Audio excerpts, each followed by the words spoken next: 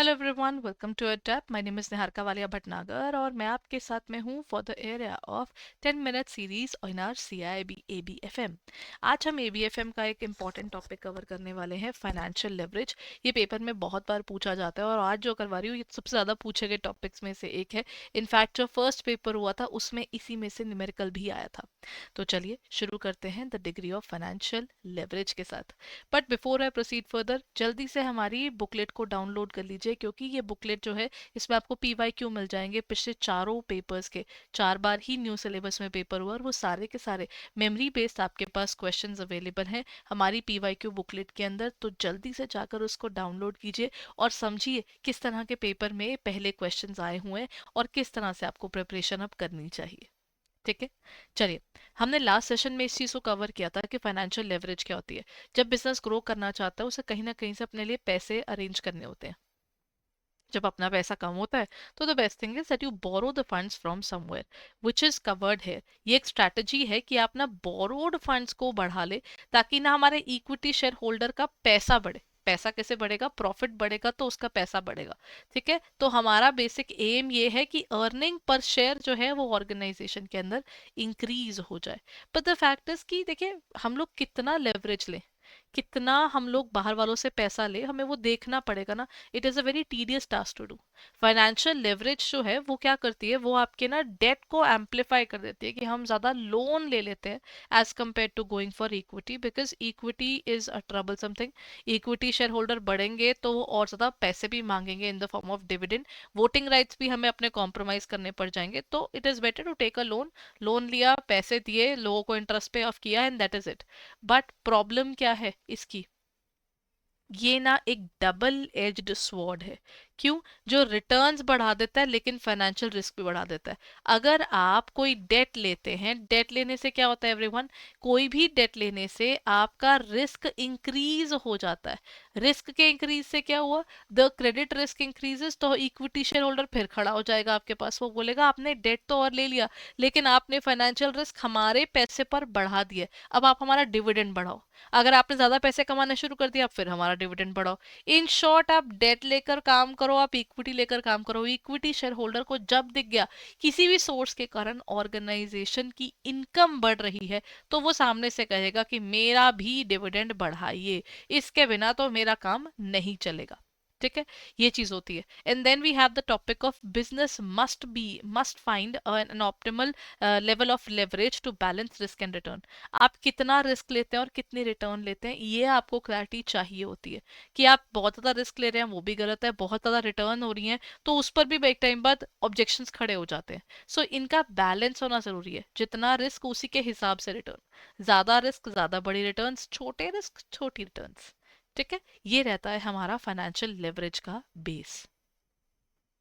इसका बिहेवियर किस तरह से होता है? इसको मॉडेस्ट यूज में करेंगे तो स्मॉल बिजनेसेस ना थोड़े ज्यादा लोन्स ले लेते हैं, लेकिन उनके लिए अगर वो लगता है उनको मैनेजेबल है वो हो जाएगा। लेकिन याद रखिएगा, डेट और इक्विटी का जो मिक्स है ना, वो बिल्कुल सही होना चाहिए। आइडियली कहते हैं कि 2:1 इज द आइडियल रेशो, जिसमें 2 पार्ट्स आपका डेट होना चाहिए, 1 पार्ट आपका इक्विटी होना चाहिए। इसको सब मैनेज कर लेते हैं। इसके बियॉन्ड जाएंगे तो ऑर्गेनाइजेशन ना लॉसेस फेस करती है। क्यों? क्योंकि अगर आपके सोचिए डेट ज्यादा बढ़ गए तो आपको इंटरेस्ट ज्यादा पे करना पड़ेगा। इंटरेस्ट के साथ में आपने प्रिंसिपल भी तो देना है। तो टेक्निकली याद रखिएगा, आपके पास में कितने रुपए हैं और कितनी जल्दी आप लोन रीपे कर पाएंगे, उसी के अकॉर्डिंग आपको लोन लेने चाहिए, वरना लोन नहीं लेने चाहिए। Otherwise it becomes very tedious to pay off the loans. और बहुत ज्यादा लोन ले लिया फिर तो ऑर्गेनाइजेशन फाइनेंशियल डिस्ट्रेस में चली जाएगी।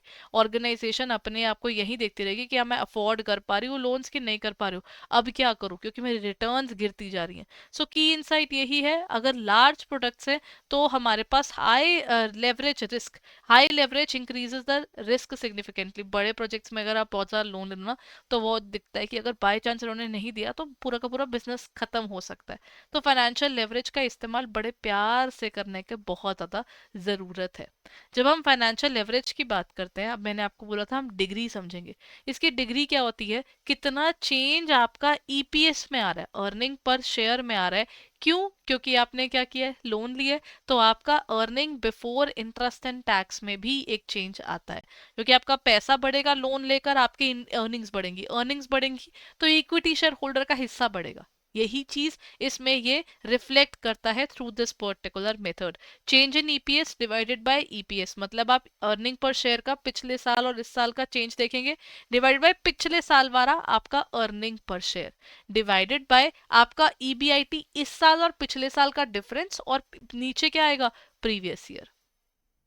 ये एक मेथड है, ठीक है। सेकेंड मेथड इसका क्या है, इन एक्चुअल जो यूज होता है that is EBIT upon EBT, earning before interest and tax आपको चाहिए। अगर आपको वो नहीं मिल रहा तो आप क्या करोगे, सेल्स में से सारी वेरिएबल और फिक्स कॉस्ट माइनस कर दीजिएगा, लेकिन इसे हम earning before interest and tax बोलते हैं। तो आपने क्या करना है, इसमें से अर्निंग्स जो है वो आपने अर्निंग में से पहले इंटरेस्ट माइनस करेंगे तो क्या बन जाएगा, ईबीटी। अगर इंटरेस्ट इंक्लूडेड होगा तो वो ईबी आईटी कहलाता है।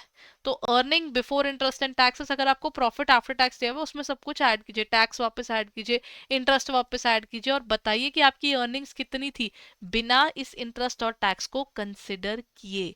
ये इसका जो बिहेवियर है ना, ये पेपर में बड़ा इंपॉर्टेंट है, क्योंकि पेपर में याद रखेगा, they you are studying the degree of financial leverage. बहुत ज्यादा लोन्स ले लेंगे तो ऑर्गेनाइजेशन लॉसेस में चल जाती हैं, बहुत कम लोन्स हो जाएंगे तो ऑर्गेनाइजेशन को कुछ बेनिफिट ही नहीं हो रहा। So they have to find that perfect balance जिसके थ्रू वो काम कर सके। तो ये था हमारा topic of financial leverage. I hope ये सेशन आपके लिए हेल्पफुल था and you were able to grab the particular topic and it's just out of it. So बस आज यही सेशन खत्म करते हैं, बट बिफोर आई एंड जल्दी से हमारी ऑर्गेनाइजेशन के ये मास्टर कोर्स को चेकआउट कीजिए। अगर आपने प्रिपरेशन अभी शुरू की है, that's the perfect thing that you should look forward to. And हमारे क्रैश कोर्सेज भी शुरू हो चुके हैं, तो जल्दी से जाइए www.edutap.in पर जाकर चेकआउट कीजिए for your preparation. If you feel कि आपको सेल्फ स्टडी से ज़्यादा रिक्वायरमेंट है कि आपको एक मेंटोर मिल जाए और आप अच्छे से पढ़ सके, और आपको क्लासेस मिल जाए, लाइव मिल जाए, रिकॉर्डेड भी मिल जाए, और कॉन्सेप्ट नोट्स टेस्ट सीरीज सब मिल जाए, तो जल्दी से जाइए और हमारे वेबसाइट पर इसको चेकआउट कीजिए। Thank you so much for being there everyone. Bye bye and have a nice day.